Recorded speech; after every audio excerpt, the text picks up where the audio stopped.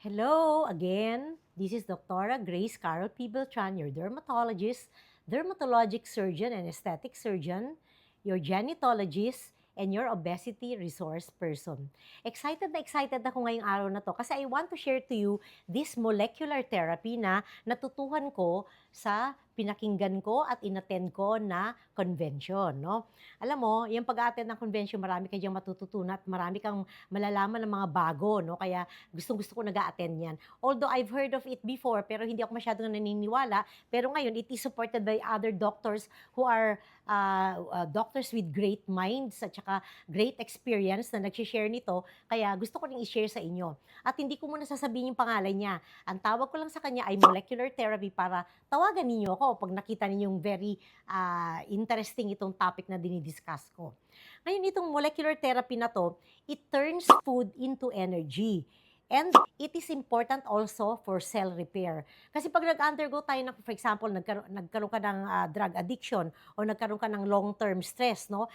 Yung molecular thing na ito ay bumababa sa katawan natin o nawawala, halos nawawala sa ating katawan. Kaya ngayon, kapag ito ay nawawala o bumababa ang level nitong molecule na to sa ating katawan, nagkakaroon tayo ng fatigue, no? Yung parang lagi tayong pagod, no? Tapos brain fog, yung hindi tayo makapag-isip ng mabuti, hindi natin masabi-sabi gusto natin sabihin kahit alam naman natin yung sasabihin natin, pero hindi natin maisip kasi nga nagkakaroon ka ng brain fog. Tapos nagki-crave ka din, so kain ka ng kain kasi nga in order to, anong tawag dito, to parang maano mo yung pagkakaroon mo ng brain fog at saka fatigue, lagi kang pagod, kakain ka ngayon ng kakain para i-ano mo siya, no, i-lessen mo yung fatigue na nangyayari sa iyong katawan. And then, the recovery would be harder without this molecular therapy or without this molecule. Pag nagre-recover ka sa sakit o sa, kunyari, drug addiction, napakahirap kasi nga kulang ka nitong molecule na to. So, I'm very excited to share this to you. When you undergo this molecular therapy, it's not only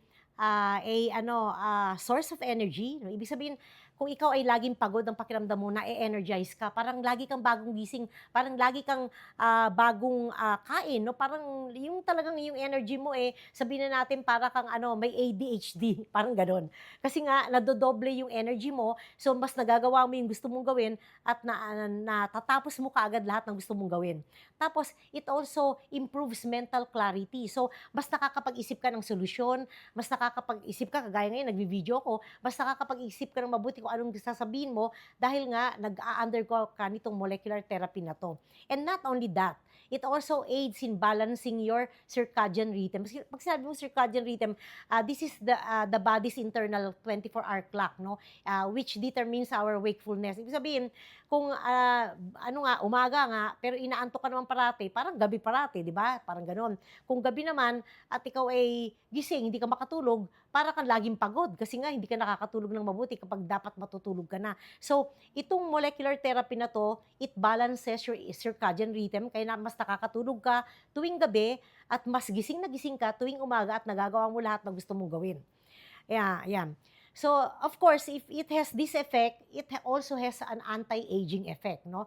In fact, hindi lang anti-aging effect, it also regulates your metabolism. So, yung weight mo, mas na, mas na control mo, hindi ka tumataba, you prevent obesity kasi nga yung metabolism mo maganda.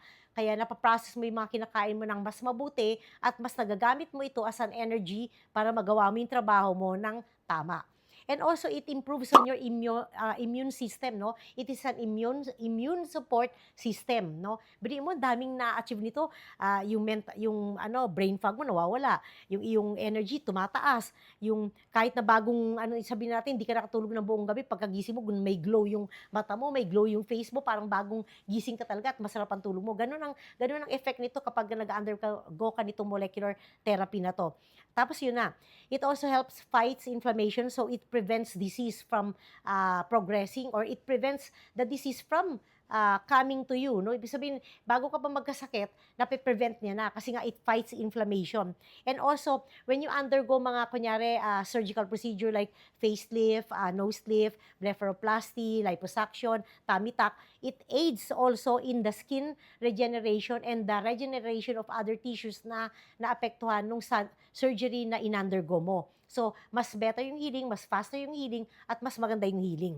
Tapos it also aids in digestion. So, if it aids in digestion, it also improves your metabolism. Kasi kung properly digested yung food, ang absorption niyo sa katawan mo, mas maganda. Kaya yung metabolism ng katawan mo, mas maganda rin, no? Yun.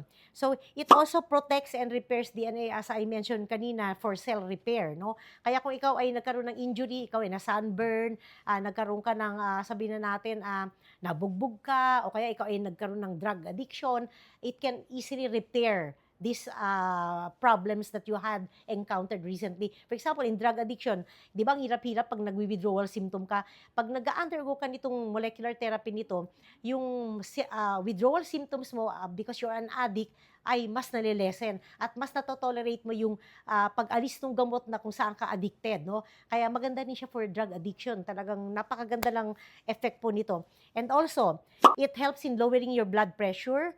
It improves the blood flow. So, nape-prevent yung mga, ano mo dyan, embolism, yung mga, ano mo, yung mga varicosities, ayan, no? At saka yung nga, it improves again on metabolism and your digestion kasi nag-improve yung blood circulation mo. And then, it also boosts your immune system and metabolism again. And marami pang iba actually. Pag athlete ka, it enhances your athletic prowess, no? Mas gumagaling ka as an athlete. Pag ginawa mo to, bago ka mag-compete, mas magaling at mas maganda ang result mo.